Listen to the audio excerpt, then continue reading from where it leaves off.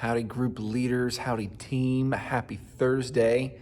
Hope y'all are doing great. I'm in here in the loft because I wanted to use this space to kind of give you a visualization of the size of the tabernacle. I think that might be helpful both for those of you teaching students, teaching adults, certainly teaching kids, maybe something you can use on Sunday morning. So you see this little black line I've got going on over here. I didn't put this down, but this works out really, really perfectly. So from that black line all the way to this little brown spot is right at 15 feet. And interestingly enough, from the stage all the way back to not quite before you get to the soundboard, it was almost perfect. It's like 47 feet to the soundboard. So 45 feet is just on this side of the soundboard. But that's basically the dimensions of the the tabernacle. Temple gets bigger.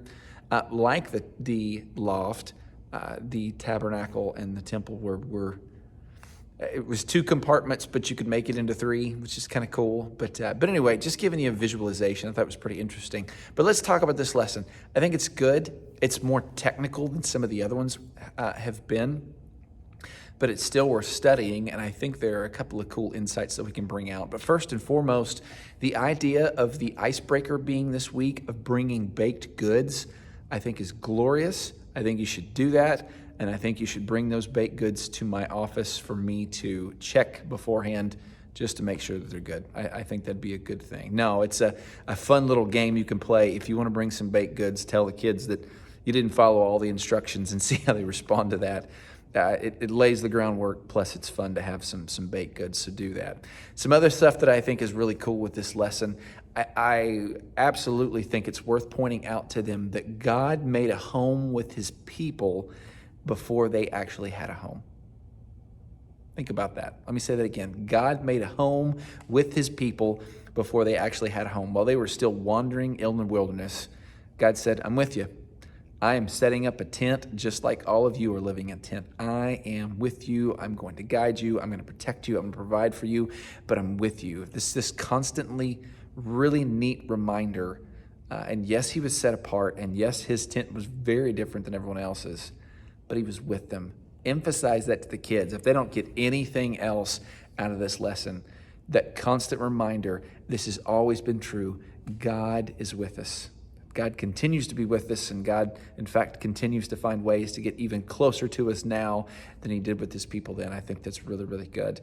The other thing I think is worth pointing out is that worship starts with God and not with us. Notice in the instructions on how to put together the tabernacle, God said, okay, first I want you to take the Ark of the Covenant, and which represented his presence, and then they started adding layers and layers and layers. And that did symbolize the division between God and the people. Even though his presence was close, there was still some things that needed to happen. But worship started with God. I don't know that I have all the answers in that thought. It's the thought that came to mind. It's something I'm kicking around, and I'm going to encourage you to do the same thing. Worship starts with God, not with us. Worship is always about God, and it's not about us. But it has to start with God. And so I just kind of roll that thought around in your head a little bit this week. I think that'd be really, really good. I think the dig deepers are pretty helpful. That little section in the lesson that has the extra boxes around them. They're not always insightful. This week I thought they were pretty good, so check those out. And then the last thing I think that is really fun is point the students out back to Exodus chapter 1, where we began several weeks ago. Think about how Exodus began. The children of Israel are in captivity. There is no hope. They've been in captivity for hundreds of years. And 40 chapters later, a few months later, they are now a free people, and God is with them. Here's why I think that's fun. The book started with captivity. It ended with freedom. The book started with God is not with his people, but now he's with his people. If you flip over to Revelation, the exact same thing happens. People are not free, and now God is with them, and they are forever free. Guys, this is a beautiful picture of our hope and our joy and what we're shooting for. We We want to be with God. We want to dwell with Him. We're grateful that He dwells with us. But ultimately, our hope is to be guided perfectly by Him and reside with Him in our forever home. Something to kick around. Y'all, I love you. Can't wait to see you on Sunday. Pray for me. I'm preaching on Sunday morning. It's going to be a humdinger of a weekend, but I'm excited. We'll talk to y'all later. Bye.